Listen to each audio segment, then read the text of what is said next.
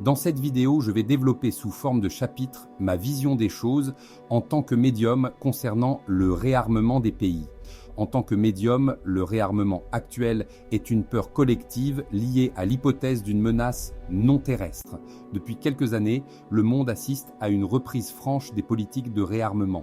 De nombreuses nations investissent massivement dans l'achat et la production d'armes nouvelles, dans la modernisation de leurs forces armées, dans la militarisation de l'espace et dans le développement de technologies de défense toujours plus sophistiquées.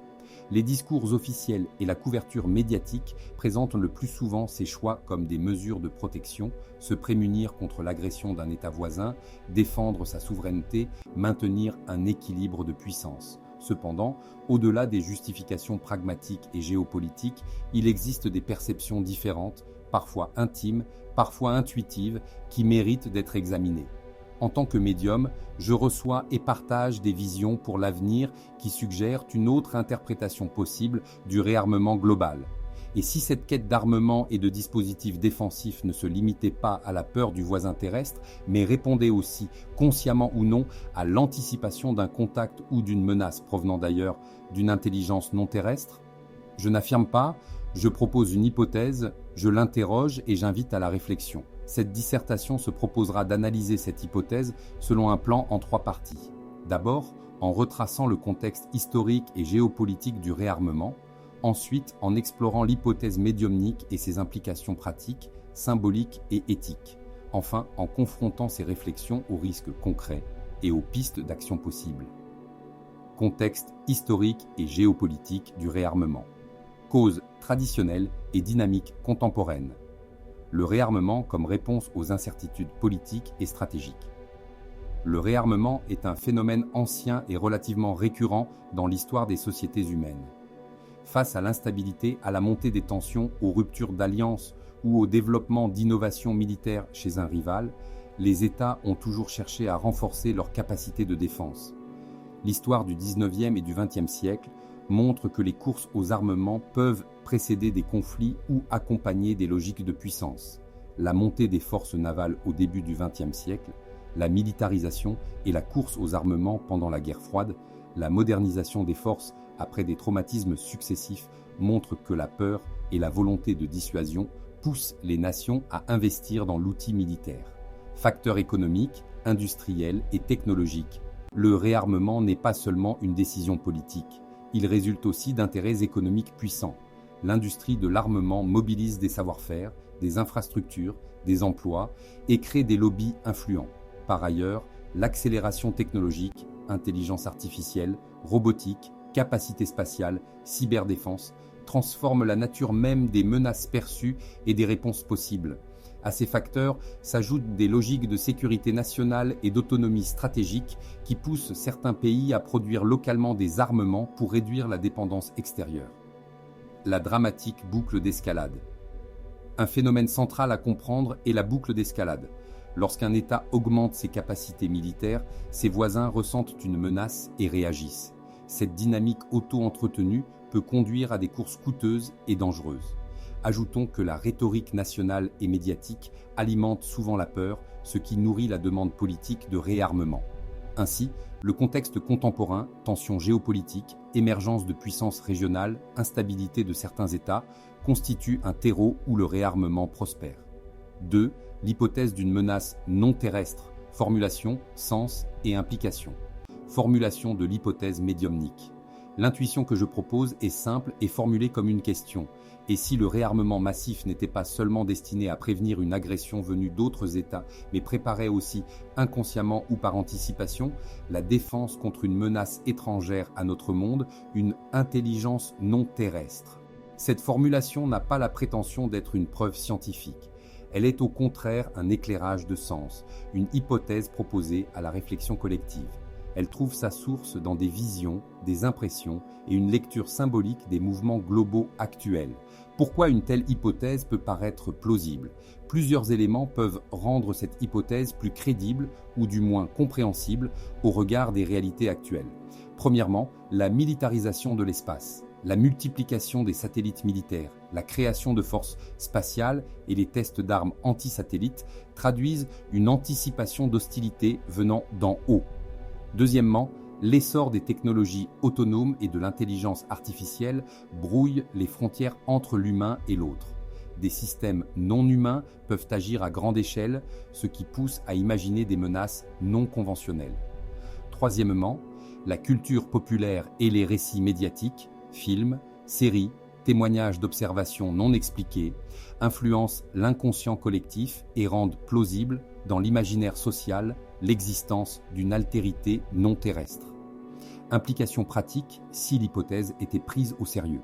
Si un État ou un groupe d'États envisageait sérieusement la possibilité d'une menace non terrestre, cela expliquerait certains choix stratégiques.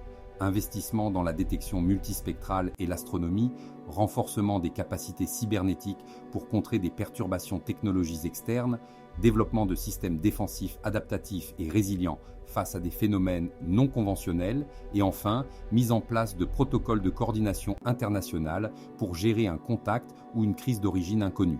Ces stratégies sont en partie visibles dans les tendances actuelles. Priorité donnée à la suprématie spatiale, renforcement des capacités de renseignement et de cyberdéfense et course à l'IA militaire. Lecture symbolique et spirituelle de la préparation. Au-delà des implications pragmatiques, l'hypothèse joue un rôle symbolique. Elle traduit une peur profonde de l'inconnu et une incapacité collective à accepter l'altérité. En tant que médium, je perçois aussi une dimension spirituelle. Le réarmement massif peut être le symptôme d'un déséquilibre intérieur, d'une méfiance généralisée, d'une fermeture relationnelle au monde.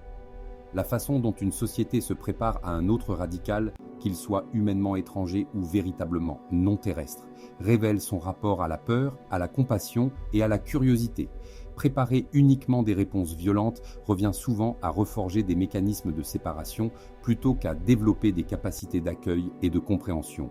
Contre-arguments, risques concrets et propositions de réponses équilibrées, contre-arguments, rationalité et scepticisme. L'hypothèse d'une menace non terrestre peut sembler farfelue à beaucoup. Les décideurs, les militaires et les analystes exigeront des preuves tangibles et des probabilités mesurées. Il est vraisemblable que la majorité du réarmement actuel s'explique par des facteurs terrestres, rivalité entre États, intérêts géostratégiques et logiques industrielles. De plus, spéculer sur d'hypothétiques menaces extérieures peut détourner des ressources nécessaires à des défis bien identifiés, changement climatique, pandémie, pauvreté. Risques concrets liés au réarmement généralisé, indépendamment de l'origine de la menace, le réarmement massif comporte des dangers réels, accroissement du risque d'accident ou d'escalade, détournement de ressources publiques vers des industries militaires plutôt que vers le bien commun et normalisation d'une culture de la peur. Ces dynamiques favorisent l'extrémisme et la polarisation politique et elles fragilisent la cohésion sociale. Le recours à la force comme réponse prioritaire contribue souvent à perpétuer la logique du conflit plutôt qu'à la résoudre, vers des réponses équilibrées, résilience, coopération et éthique. Face à ces défis, plusieurs lignes d'action paraissent souhaitables. Renforcer la résilience civique et sociale, investir dans des systèmes de santé, d'éducation et d'infrastructures résilientes augmente la capacité d'un pays à faire face à des menaces diverses sans recourir d'emblée à la militarisation. Développer des capacités de détection et de recherche ouvertes, la science et la transparence sont essentielles. Si des phénomènes inexpliqués apparaissent, il est préférable qu'ils soient étudiés de manière collaborative, publique et interdisciplinaire, plutôt que dans des circuits secrets non soumis au débat démocratique. Favoriser la coopération internationale, la gestion d'un événement d'ampleur, qu'il provienne d'un acteur terrestre ou non, exige des mécanismes de gouvernance mondiale et des protocoles de dialogue. Les peurs nationales doivent être canalisées vers des forums de coopération plutôt que d'alimenter la course aux armements. Cultiver une éthique de la précaution et de l'empathie. Anticiper n'est pas nécessairement désirable si l'on n'accompagne pas la préparation d'efforts pour préserver la dignité humaine, le respect des droits et la volonté d'éviter l'escalade. Le rôle des visions médiumniques dans le débat public. Les visions et perceptions d'ordre médiumnique n'ont pas vocation à remplacer les analyses scientifiques ou stratégiques. Elles offrent cependant des perspectives symboliques et émotionnelles importantes. En période de grande incertitude, ces voix peuvent aider à rappeler l'importance de la dimension humaine et spirituelle dans les choix politiques. Partager des visions avec prudence, en précisant leur statut et en les inscrivant dans un dialogue avec des spécialistes, permet d'enrichir la pensée collective sans alimenter la panique. En ce qui me concerne, je fais confiance à mes visions qui me guident à penser que le réarmement observé aujourd'hui dans de nombreux pays est un fait complexe, multiforme et porteur d'enjeux lourds. Les explications traditionnelles, rivalités géopolitiques, logiques industrielles et stratégies de dissuasion sont largement recevables et éclairent grandement ces choix. Toutefois, l'hypothèse que je propose en tant que médium, celle d'une anticipation, consciente ou non, d'une menace non terrestre ou d'une altérité radicale, mérite d'être considérée comme une métaphore heuristique féconde. Elle révèle en creux la peur de l'inconnu, la fragilité de nos institutions face au changement et la tendance à privilégier la force plutôt que le dialogue. Plutôt que de céder à l'unique logique du réarmement, il serait souhaitable de développer une approche équilibrée, fondée sur la résilience, la recherche transparente, la coopération internationale et une éthique inclusive. Les voix médiumniques peuvent contribuer à élargir le débat en rappelant que derrière les armements et les doctrines, il y a des sociétés humaines, des peurs, des espérances et des questions spirituelles profondes. À chacun ensuite d'interpréter, de débattre et d'agir en gardant pour fil conducteur la préservation de la vie, la dignité et la capacité à transformer la peur en conscience active et collective. Si cette vidéo vous a plu, surtout n'hésitez pas à vous abonner et à liker en appuyant sur le petit pouce. Cela me permet de continuer à travailler pour vous offrir gratuitement une vision un peu différente de tout ce que l'on entend tous les jours aux informations. Bienveillance à vous, à très bientôt. Stéphane.